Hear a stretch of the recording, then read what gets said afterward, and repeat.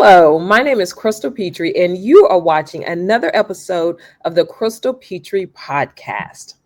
Let's talk about some people's favorite thing, money.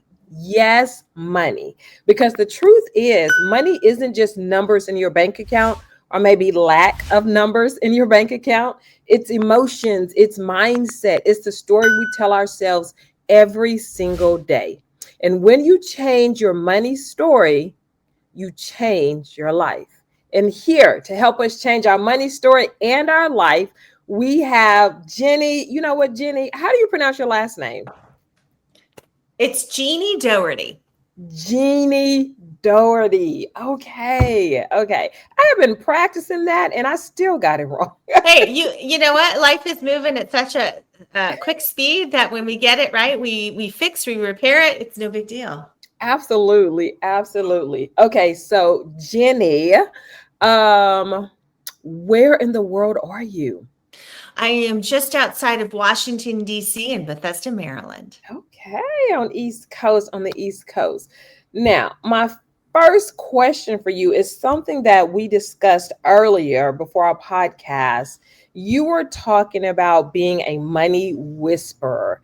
What does that mean to you? What does that phrase mean?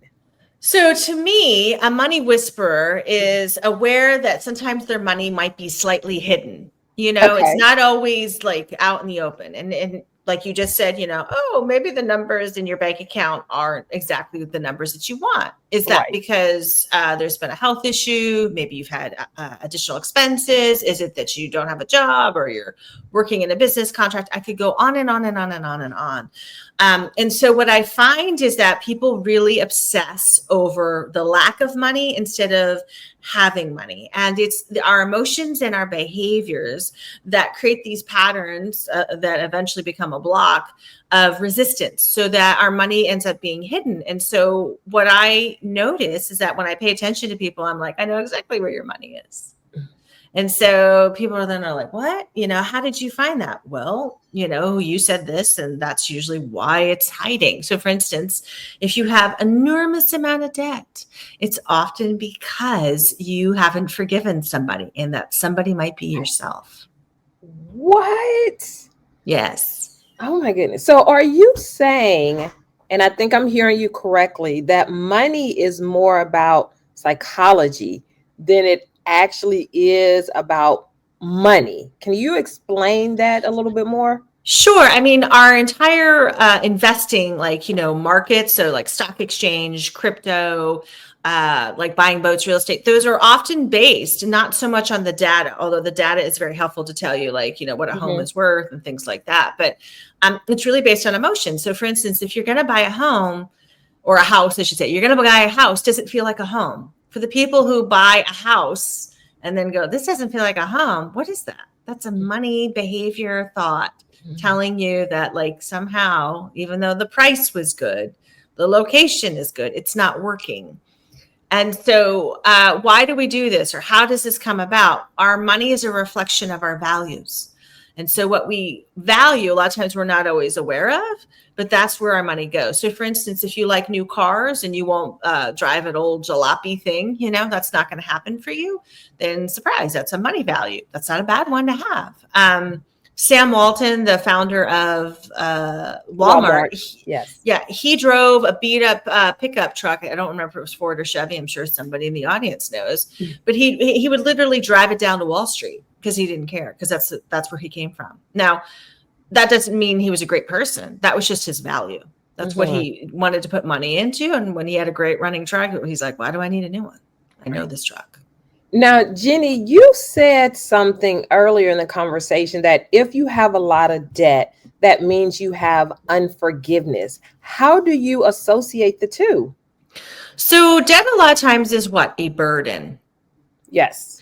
And so when debt is a burden and you are trying to find ways to get rid of it, or you keep recreating more burden, meaning you've already gone through your numbers, you already know what you should be doing in terms of your spending or savings or investing, but it keeps showing up.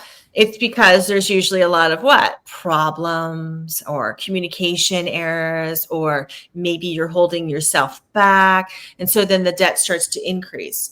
And when you are not sort of with time or going with the flow, you're not in a place of openness and receiving, you start to cling to things. And what do we cling to is what's in the bank account. How much longer is it going to take till it gets better? All this kind of stuff. And that's just what it is. People just, because the people who end up in debt, they usually have a story, and it's an important one. And they'll tell you like, well, I'll tell you why we couldn't do this. I'll tell you why we couldn't do that. I just had a conversation with a gentleman the other day, and he said, oh, well, the reason that we have a $98,000 medical bill is because, and it went on and on and on and on and on. And I'm not suggesting that he should have paid it, but I was like, he doesn't care to pay it, but he's going to tell everybody why he has it. Wow, $98,000. That's a lot. That's a lot. It is. Mm-hmm. So this next questions is a two-parter. Mm-hmm. My first question is, tell me your first experience or your first conscious experience with money, whether that's a negative or a positive. Sure. And explain to me where you are in your professional life now as it pertains to money. Well, that's such an interesting thread. Okay. So my first money experience that I remember, I was 3 years old. My parents had given me a clay. It looked like a Cocker Spaniel. It was like a little figurine, but it was a money bank. And so I was able to put like pennies and nickels and dimes, and if I was really lucky, some quarters. But I had to keep it in the living room. I wasn't allowed to take it into my room. I don't know what my parents thought were going to happen if I was in my bedroom, but I always had to like show them that I was saving money. Mm-hmm. So how does that relate to my business now? So I think I'm more willing to display what does it take to have money and make money and not feel embarrassed about it. Because I never was embarrassed. I was always encouraged. They're like, look at her, she's putting her money away. And then I would like bring it to my parents. I'd open it up. I like, look how much I said. It might be a couple dollars. But when you're 3, it's like, that's you're rich. You're rich. Right. Yes. Oh my goodness. So tell me a little bit about your profession now and how long have you been doing that? So funny little story is I've actually have a money coaching business that I've been running for about 3 years because I decided to start it during the pandemic. So smart, right? Go you. Yeah. But I realized when I was in money coaching school that I actually had been money coaching in my life for about 10 years. I never saw it as a skill or a gift or anything. I just assumed other people knew stuff. And then I just would like chime in and, share this and say, yeah, this is that. And so the evolution of my money coaching business has really come in a time that not everyone plays fair with money. Yeah. And I think a lot of people can relate to that, whether it's a business partnership, whether it's a banking or credit union situation, family, within yourself, there's a lot of conflicted people out there. They're like, I know it's just to save money, but if I get the opportunity, I want to spend it. And again, it's not terrible to spend money if you need to buy these things. But distinguishing a need versus a want is a challenge for us in our modern society. If you're in a third world country, you know what you need to survive. Yes. And it's very clear. You're not looking for special. You're looking for like a foundation. Yes, absolutely. What are some of the beliefs that people gain from their families, parents, guardians about money? Some of the more common beliefs that you have seen? There's never enough, and it's often based on not necessarily social media. I mean, it is continued through social media, but when you do when there's like business shows and financial reporting, what often shows like when it comes to markets or the labor statistics or stuff like that, we as a society don't have enough to exist. So we have to ration and put money towards this. And that's why, Medicare for all is a scary thought, but whoa, we got tons of money in our military. And I'm not here to argue and debate whether that's good or bad. I'm just saying that's a thought pattern that we then inherit into our families of like, you kidding me? We're week to week, day to day in this family. We don't have all this extra because there's not enough. Why isn't there enough? And then people who do have money, they don't always know what to do with it. That's a second really big common problem. And then people who are, they have money. The third one is, I don't think I deserve it. So then they spend their whole life, whether they're wealthy, by outside standards or not, and they feel ashamed of it. And so they really struggle with that concept. Oh my goodness. How can people begin to identify exactly what you were talking about? How can people begin to identify their psychology when it comes to money? If, they're in abundance or if they're in the negative, and their story associated with money. Because I believe that people are just going through life with this psychology tied to money, but they don't realize it. Yes. So one of the things I find shows up is when I'm not a budget coach. It's not what I do, but I'm well aware of what a spending plan can look like and how it can grow or not grow. And so when I talk with folks, I'm like, so let's talk about your money. Let's talk about what's happening. Let's talk about this. Let's talk about that. So my experience has taught me that when people try to change or shift their money in some direction is when you're aware of what your money psychology is, which is, are you telling yourself you don't have enough? Are you telling yourself you don't know what to do with it? Are you telling yourself you don't deserve it? Because when that starts to show up, it's, so let's say you want to get married or you want to have a baby. I've run into more people who said, we don't have enough money. And I'm like, really? You have 2 full-time jobs. Your debt is pretty low. You have 1 car. What's going on with your money? They're like, but we want to be totally secure. I'm like, no parent is totally financially secure. And they're still making it work. So what's the point again? And they're like, oh, yeah. Why do you think money triggers so many emotions? And you've spoke about it so far in the conversation. It triggers anger, it triggers happiness, it triggers guilt, pride, shame was one of the things that you spoke about earlier. Why is money such an emotional trigger? Well, we have a whole story behind it. So like I gave you a happy story. Like that's literally my first memory of having money in my life that I was aware of. But a lot of people have different first memories, which is the money was taken from them. They were told they were stupid with money. They weren't even allowed to think about money. They were just supposed to do other things in the family. So that story grows with many other thoughts and behaviors about your self-esteem and self-worth, and then becomes like a whole novel, which sometimes is like, that's not who you are. You just wrote a whole fiction that is not you. Let's lean into that more about money and self-worth, because we grew up with, moving on up like the Jeffersons and kind of that thought process has just been ingrained in us. But now we're seeing it in such a negative way. We want the latest tennis shoes, the latest house, the latest whatever, because we see someone else with it. Yeah. I think what it is that we have shifted from what the needs were versus what the wants are.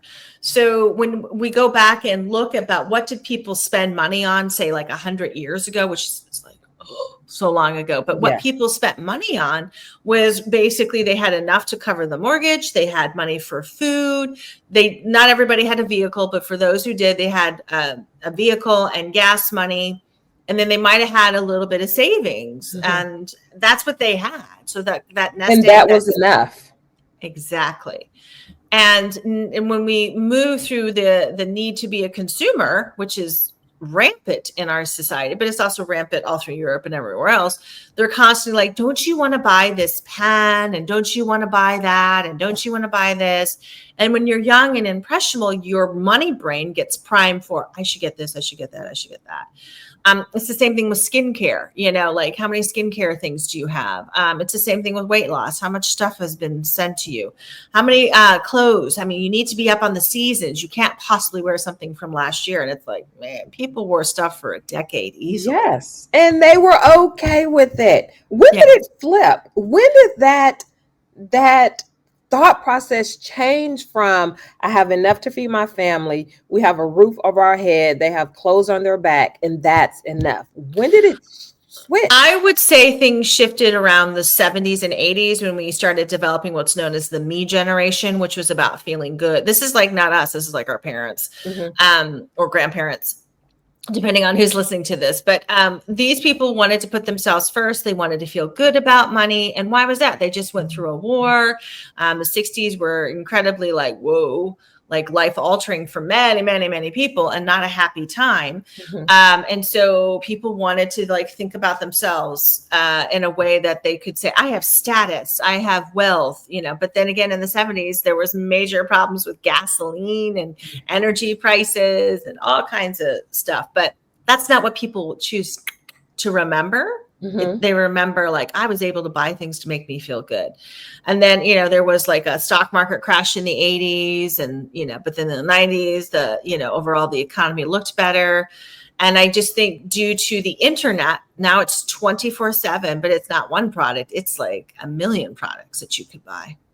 And people don't know enough to literally shut down the electronics. Like you don't have to buy this, because the way people used to buy things was I'd be like, Crystal, where is the best kind of Tupperware to get? And remember, you had to go to Tupperware parties. Remember that stuff like that you've seen somewhere on TV that there was a Tupperware party? Nope, not now. Now it's, you can buy it online on Instagram and blah, blah, blah. Yeah. So now people have online stores. Now. Yeah. eBay really, I think, shifted things, and Amazon, that you could buy anything you wanted quickly. So it's helpful if you're a family of 4 and you've got, oh no, we need sweatpants by tomorrow. That's helpful, but that's where a lot of it goes. Instead of what people did in the old days was, okay, we're going to have to go to the store and then buy, and then people were like, okay, we're not going to buy every pair of sweatpants. Oh, online you can. Right. Explain to us, what is money trauma? So money trauma, I kind of hinted at earlier when I talked about self-worth and dynamics that happen in the family. But essentially, when you have come from at least 2 people, whether they're a mother and father or, same sex, it doesn't matter. But when you've come from 2 people, you often come from 2 separate money stories. And one is often usually more abundant or more spendy. And the other one is more of a saver and like more restriction. And then they maybe not marry, but they get together and have you, and then you gotta like navigate, which is true. Yes. So there are, times when it's absolutely outright abuse. You have women trying to raise a family and their husband will give them no money. So they have no financial agency or power. That becomes traumatic, because then you have to navigate your life with, I need to get my own money so I can make my own decisions. Oh yeah, that's a good plan. But then the way that may happen is that you will attract partners that will be either trying to take your money or threatening you, or you're going to always have what I call the get out of relationship card, meaning the minute stuff gets crazy, you've already got that money set aside and you're out. So a relation, and that's not bad, but if you're doing that in every relationship, I'm like, what? That could end up bad. Well, I mean, it's sort of like, what do you really want? What's the bigger experience you want in life? Do you just want to be safe and only date somebody for 2 years and get rid of them and move on to the next person? That's consumerism in its own way. And I don't mean that in a negative way, but it's just like you're willing to churn through people instead of like, maybe I should find somebody I'd like for a longer term relationship. Absolutely. Okay. Is cultural and our community, does that have an impact on people's money story? Okay, You're shaking your head. So how? So in some cultures, the money comes more of a collective So what that means is in certain religions, in certain cultures, if you have one who has money, you will then give it to family members, or you will put it towards somebody's down payment for a home. So I've met people in churches, very small churches usually, but people who go to a mosque, or in some cases, if they're very a temple or something like that, there's a pot of money. And then, so if you, Crystal, needed to buy a home in your community, the community would pull together money so that you could live literally like maybe next door or over the block. Oh my goodness, I don't think I've ever heard of that. Oh, yes. They live close together, and they do that because it's part of community. You're in a safe place. You feel good. You're happy. It's good stuff. So it was interesting. I was talking, well, I wasn't really talking. This woman mentioned this, and I remember thinking like, ooh, okay. So she got a great deal on a house. This is a few years ago. This is pre-pandemic, but she was living in I would say a very conservative Jewish neighborhood. Why is she living in a conservative Jewish neighborhood? She was not Jewish, by the way. I don't know if she did. But she would want to go out front in her bikini, and nobody was happy about that. So, I would just say, like, again, what are your values? What are you doing? I mean, I think eventually she sold that house, and then guess what? Somebody else moved in who was probably more within the community. Right. So it's a way to create community, sometimes control, sometimes both, but it's sort of like, this is our neighborhood. Just like, people go to Little Italy or Chinatown.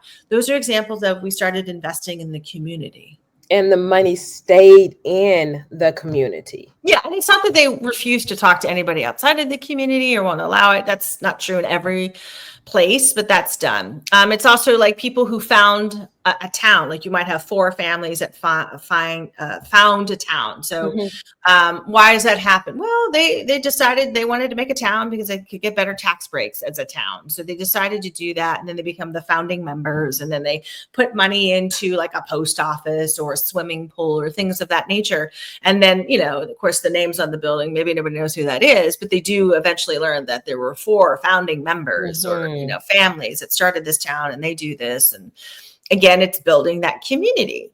Yes. What is a money block? A money block is usually something you can't fix on your own. So for instance, when it comes to savings, many people have money blocks around that because they are used to spending and not tracking their money. So they don't really know when it's coming. You're like, when you get paid, do you pay those bills? No. Oh, I can't even imagine that. That made my heart beat a little bit. I know. Well, but you have a different money value. You were raised differently, right? Yeah. And so, but a lot of people were raised like you pay when you have to, not when you are supposed to. Not when you're supposed to. Yeah. You know what? I have seen that and witnessed that, but I did not realize that it was a money block. Yes. I did not realize it was a money block until you just explained that to me. Okay. See, this is why I love this podcast. I'm always learning new stuff.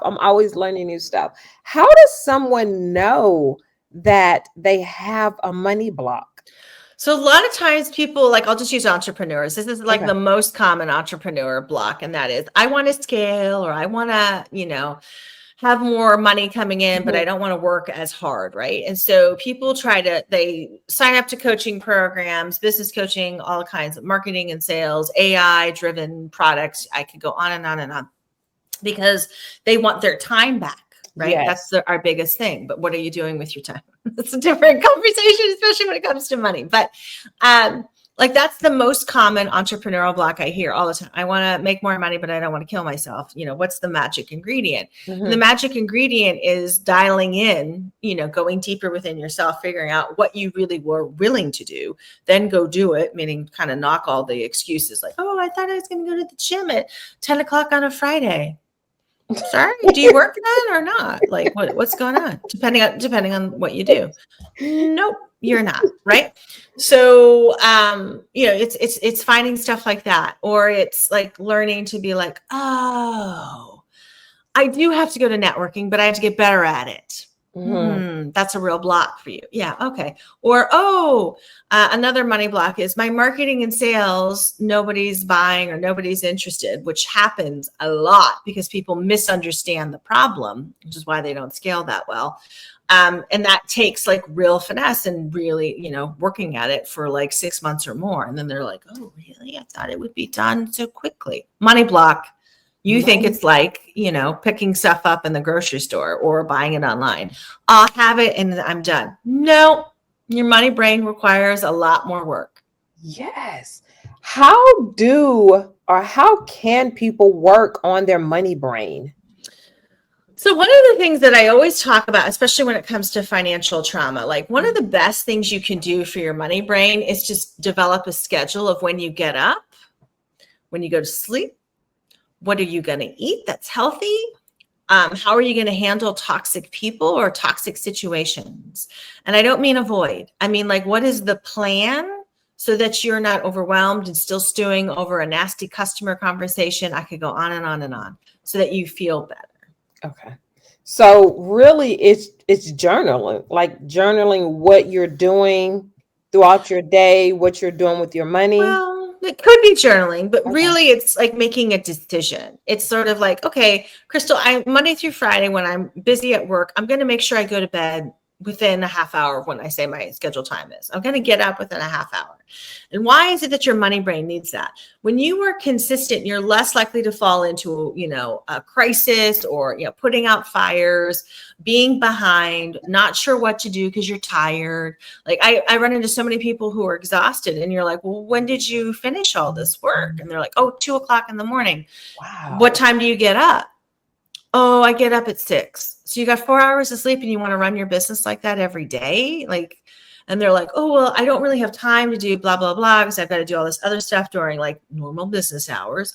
And then after dinner from 9 p.m. to 2 a.m. is when they actually do the running of their business. And I'm like, who can you get to help you? Right? Wow. So yeah. Or move your schedule so that you can get up at like 10 if that feels better for you. Right. One of the things that I chuckled at, Alex Hormozzi, I think it is. He's very famous right now. He's all over the internet, Mr. 100 million. I can show you how to make the $100 million model. He had a book and it's the most sold book in one day, like 3.5 million books. Oh my goodness. Okay. And one of the things that he says, and I always chuckle when he says this, he's like, I don't have a schedule. I go to bed when I want to go to bed and I wake up when I want to wake up. And then I, go to work and this is what I do. I put my noise canceling headphones. I go in a dark room. His electronics are up, whatever he's going to do. And then he works as long as he wants. And then he's like totally dialed in. That is not how most entrepreneurs, particularly women, can do. All. No. They have to have a schedule to have a life. Yes. So I always that's a bro code kind of thing. And I always try to remind people. He must be single, living kids. on his own, no kids, no girlfriend, no wife. Well, he has a wife. Yeah. He has a wife? Yes, but she's totally with him in the business. And I don't know what her schedule looks like either. Yeah. But my point is, and I'm not against this at all, but my point is that if that's the schedule, most of us don't get like 12 hours of sleep and feel like, gosh, I feel so good now. Let me get to work. That's true. That's true. Why do you think people sabotage themselves with money?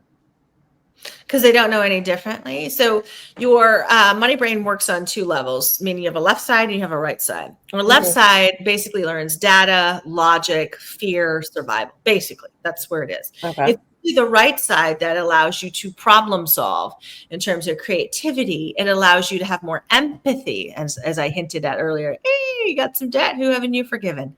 And it allows you to be, more in the present moment, so that you're actually in this great concept called flow. Like I'm working and it feels like a flow instead of like a drudge. Okay. Most people live on the left side of their money brain and they have no idea how to get to the right consistently, so they can actually enjoy the process, enjoy making money, not fearing where is it going to come next, all that stuff, blah, blah, blah, blah, blah. I could go on and on. That's why people just don't have a great money mindset, because they haven't been taught. They have never had it role model to them. I know one of the ways you said you can rewire or kind of fix your money brain is a schedule, a really good schedule. What is Mhm. some other practical ways that people can go from the right side of the money brain to the left side of the money brain? Or did I get that opposite? Or is it the left side of the money brain to the right side of the money Yeah, brain? the left side to the right. Okay. So this is when journaling can be helpful. Like going back, what activities did you do yesterday with your money and how did you feel? So just maybe taking an inventory of what happened Hmm. and then moving it again towards like, okay, what else would I like to be doing with my money? I really have I've got bills due, but I don't want to sit there and worry about it. What can I practice if I'm going to visualize money coming to me? Or what is it, do I need to make a phone call? Like a lot of times it's not great magic that we need to perform. Like it's not like Mickey Mouse and Fantasia or, Hmm. the fairy godmother. She's got the amazing wand. It's going and getting the stuff done. It's like, make the phone calls, go ask people. And then sometimes that's what sales coaching is all about. You need to be okay with the rejections and deal with that, deal with any type of like, I don't know about that. I'm not sure. And then you move on to the next. Does visualization and affirmations help with financial beliefs?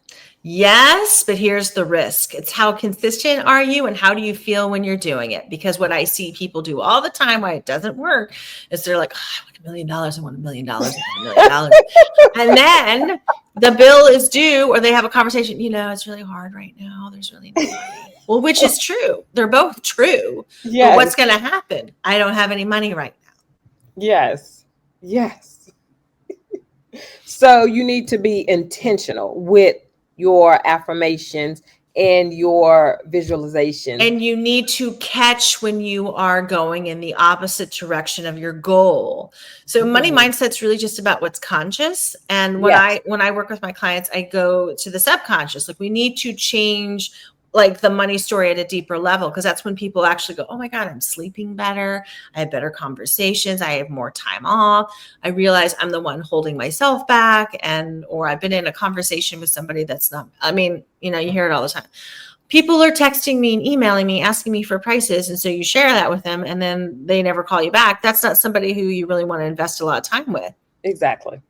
And they're like, oh, I didn't Exactly. know that. And it's like, yeah, that's somebody who's basically tire kicking, asking for a lower price. And you didn't Hmm. realize that because you thought you were doing the right job. And then they just string you along instead of like, if you wish to have an hour consultation, this is my rate. This is my rate. Mm-hmm. Right. Very different. How does, and this conversation, in no means are we telling people do not spend money. Right. That's not what this is. We just want you to become more financially literate and understand your money story of your life. Yes. Yes. But with that being said, how can people know? And I know this is a very general, very open question, but how can people know, what, I'm going to buy this new $100 perfume, or I'm not going to buy this new $100 perfume? Like, how do they know which is Yeah, right? right. So here's what I like to say. If you wish to purchase a luxury item, let's say the $100 perfume, because Hmm. it's going to make you feel wealthy. It's going to make you think of money, or it's going to get you that amazing date with the right person, or it's going to have you feel empowered, when you're walking to the office. Hmm. Most offices don't want you to have perfume, but that's a whole different conversation. But anyway, we'll just pretend you get the $1 million fragrance and it's not pheromones. Right. Oh, it could be. It could be. The homeless men are chasing you now, Crystal. Congratulations. Oh my But there's a difference between something you feel will give you, the end result. So if you have a financial goal of more sales and you like the scent makes you feel more comfortable and more wealthy, I'd say, yeah, goodness. as long as you are still having X amount of bills are covered and you're able to do that. Because what happens is if you go, I'm going to buy it anyway, and then all the bills are at risk for some other, situation that occurs, you're going to beat yourself up for that $100 purchase more than you need to, but you will. And then be like, I don't know if I can trust myself. Again, the third problem, do I deserve it? Do I deserve it? One of the things that I do, and I don't know if this is right, but I'm definitely talking to the right person. Like if I want like a splurge purchase or splurge anything, say, I want, and I have two examples, and these are absolutely true. So MacBook has come out with a new computer. Obviously, they always do.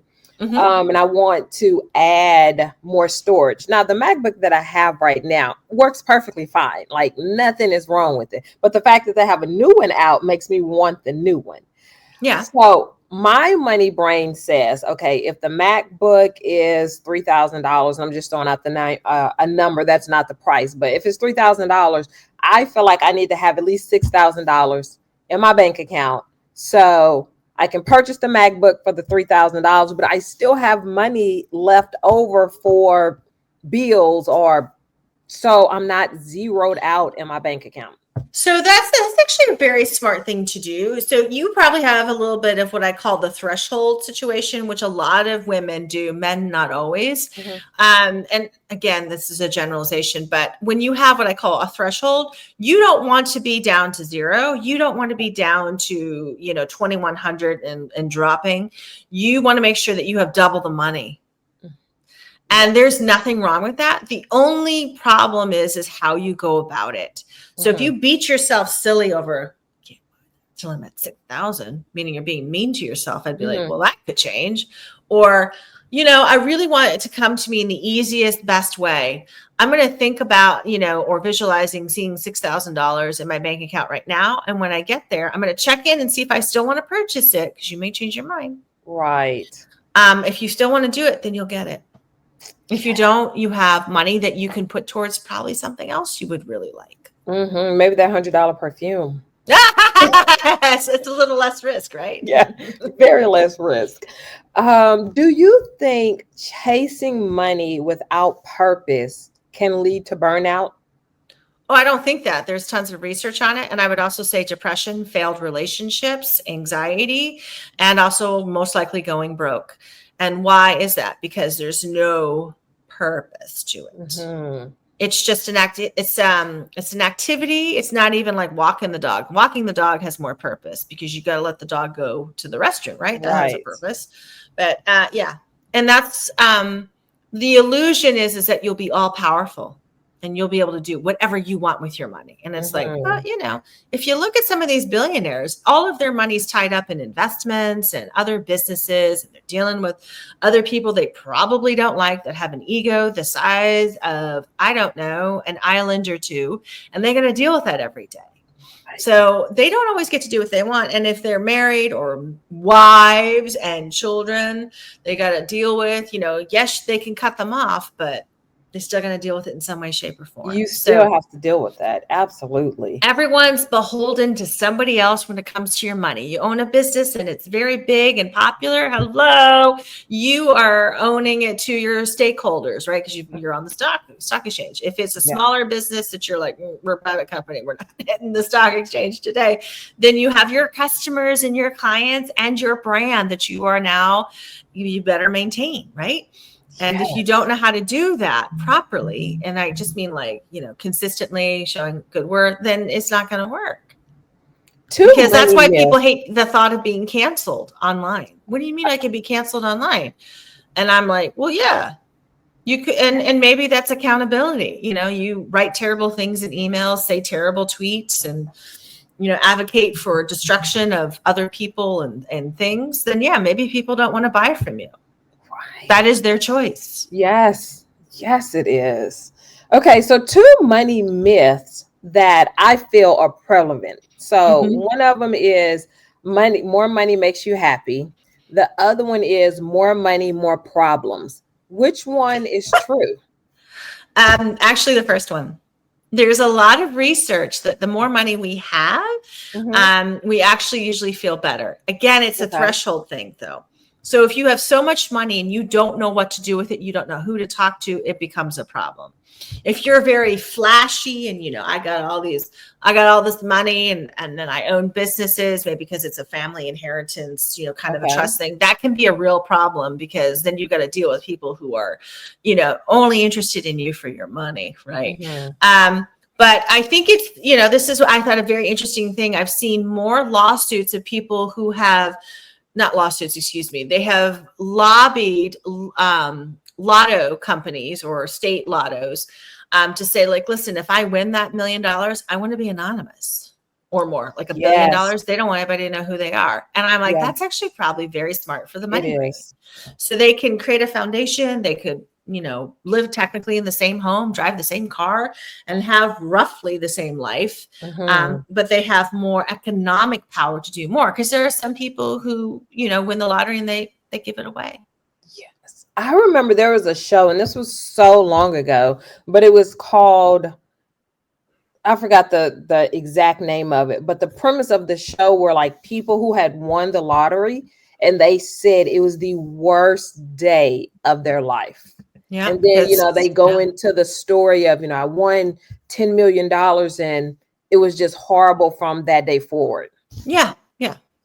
Absolutely. And a lot of it is because when people think you have money, that's their money story. The expectation is you should buy you should buy me a house, you should buy me lunch, you should bail me out of debt. And it's all a choice. But like, one of the things that, he's very old now. Well, maybe not that old, but he's old enough. Like, MC Hammer was very popular in the 1990s. He had $10 million and then he went broke, and he said, I gave money away. Yes. He did not watch his dollars or his pennies. And then he got so good at spending or giving money away, he did not pay attention and didn't know how to change it. Because he's like, well, I have all this money now, I won't have to dance and sing and perform as much. That was his thought. Like, I finally get a break, Jeannie. I won't have to do all this. And I'm like, that's true. If he decided to, move to a tiny little town on a lake and decided to get out of, whatever the music business was at that time, I don't know. But no, he was like, I'm going to be a major player. And it's like, $10 million, I'm going to be a major player. And it's like, how quickly that went away. Yes. And you know what? It's funny that you would bring up MC Hammer. If you guys have not heard this story, please Google it, because once he went broke, like you were talking about, he ended up taking like his last bit of money or something and investing in like some small tech company. And then the tech company blew up. So now MC Hammer, the rapper, is a major player in Silicon Valley, and he was able to make that money back and more. But his financial brain, his money brain, is completely different than it was before. So that's a perfect example of what it is we have been talking about. So a few more questions for you, and then I'm going to let you go. What is a common money myth that you would like for people to unlearn, or you wish people would unlearn? There's never enough. I really wish people would get over that in their lives. And when they look at their bank accounts, you know why? Because it's not true.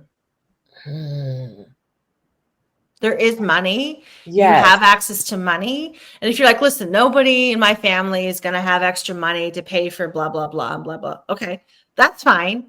Good to know. Do you need to, work, or do you need to get a second job to, whatever, get past a situation? Fine.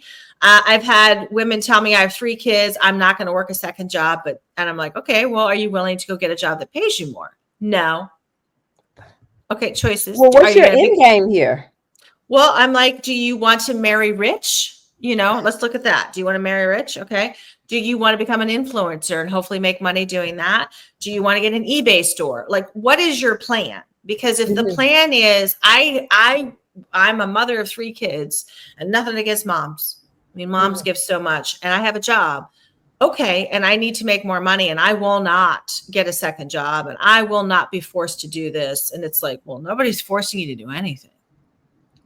You're the one who believes that you're not going to have more money, but you want it. Right. Or are you willing to cut back on some things Maybe Well, cut I mean, back on the way I you're think leaving. in that case, this person was already, they're already in the red every month. Okay. And every mother I've ever met that gets, in the red every month has to make a strategic decision. I have to go find a better paying job.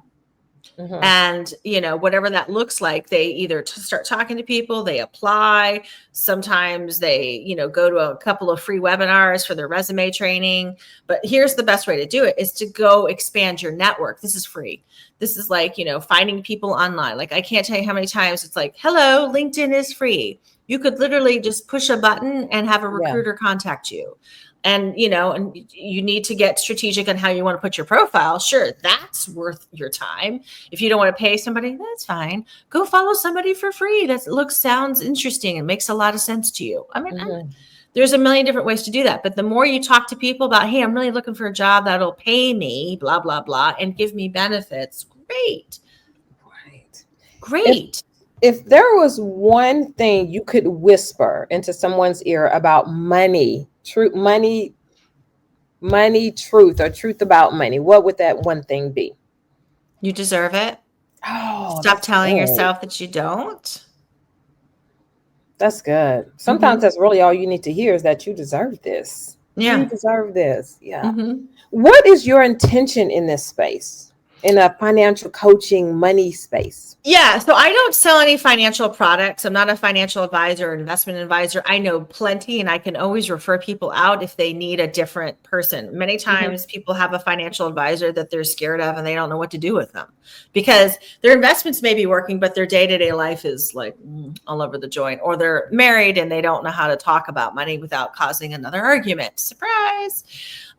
So my intention really is for people to stop feeling burdened by whatever it is that they make and fearful of their financial future so they can actually go have a life that they want. Because if you can imagine, Crystal, everyone who had money that you knew, just that you knew, and they felt confident, they were willing to make more money if they needed to, they were willing to cut back easily on a few things, they felt empowered and they were happy and they were generous and kind.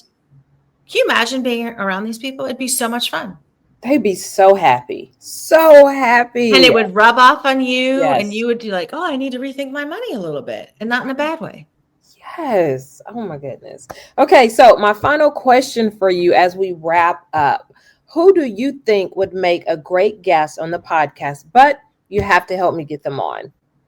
Oh, well, my first guest would have been Sybil Stewart, which I think she might have already been on the show. She has not. She has not. Okay, well, definitely Sybil Stewart, because she's an amazing, basically she's a speaker coach, but she works with Christian-based women who are really wanting to be like, listen, I want to get my message out. I want to be able to speak and talk about it and share this and not feel like, why is it so hard? Like, why doesn't, the money flow in and all that stuff? And it's like, well, sometimes when you hire the right person who will pray alongside with you and also give you strategy to do the things that you want to do to get your message out, it makes a difference. It does make a difference.